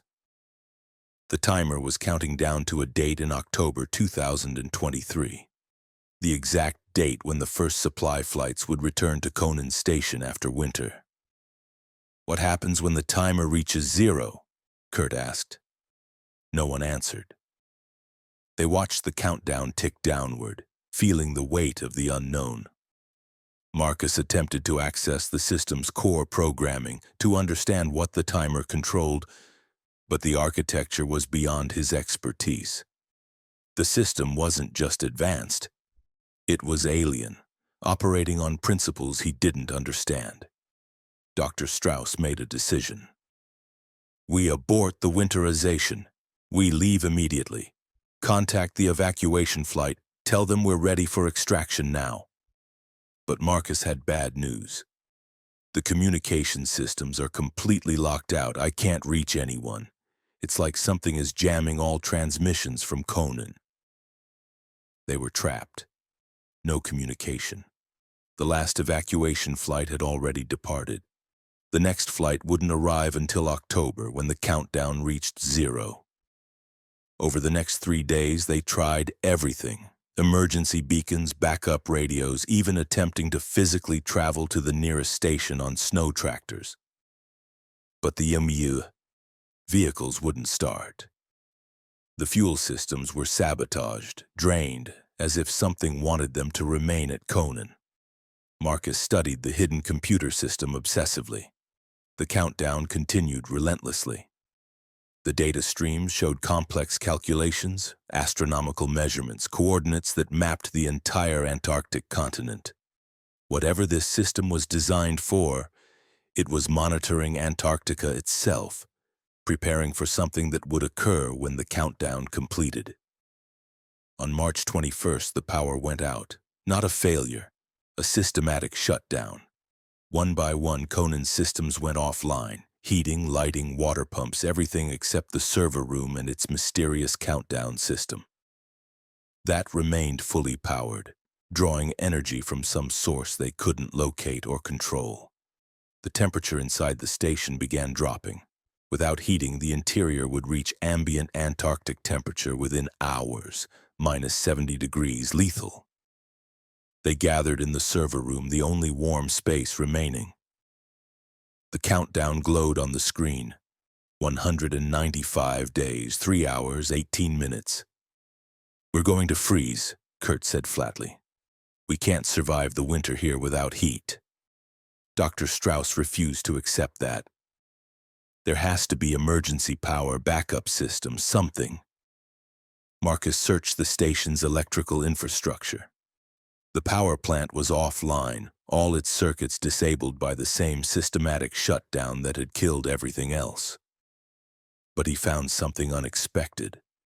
A power conduit leading from the server room to a location beneath the station. Following it meant going outside into the Antarctic darkness, into temperatures that would kill them in minutes. Marcus suited up in full polar survival gear. Kurt insisted on accompanying him. They had 1 hour of air and warmth before hypothermia became critical. They followed the power conduit across the ice using ground-penetrating radar to track its path. The conduit descended into the ice, leading to a structure buried 50 feet below the surface. An installation that predated Conan Station. Something that had been built before the Germans arrived, before any official human presence in this region of Antarctica. They found an access shaft, ice-sealed but still accessible. Marcus descended on rope, Kurt belaying him from above.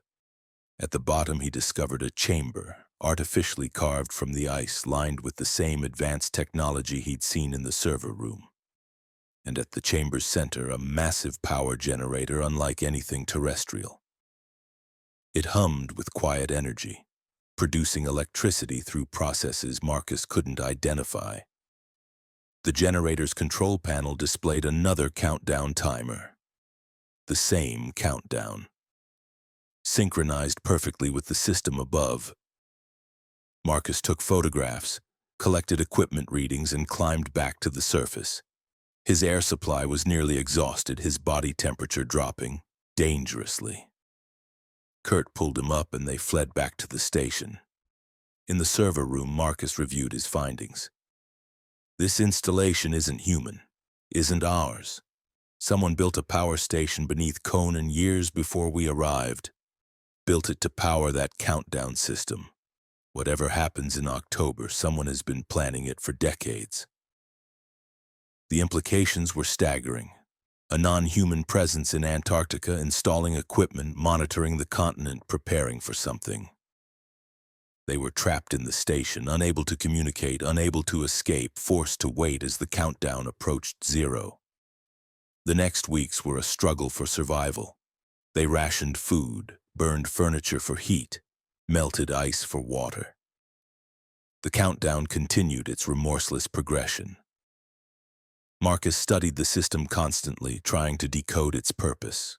The data stream showed global positioning coordinates, atmospheric measurements, and calculations involving celestial mechanics.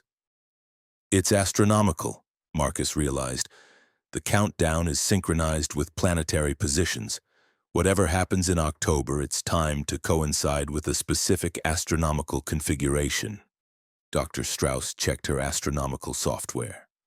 October 23, 2023. There's a conjunction. Mars, Jupiter, and Saturn will be in rare alignment visible from the South Pole. It only happens every 173 years. The countdown was timed to that conjunction. Whatever the system was preparing for required specific astronomical conditions. Conditions that would occur once, then not repeat for nearly 2 centuries. As winter deepened, the crew's physical condition deteriorated. Malnutrition, cold exposure, psychological stress. They were dying slowly, trapped in the frozen station, watching the countdown tick toward zero. Marcus made a desperate decision. We destroy the system.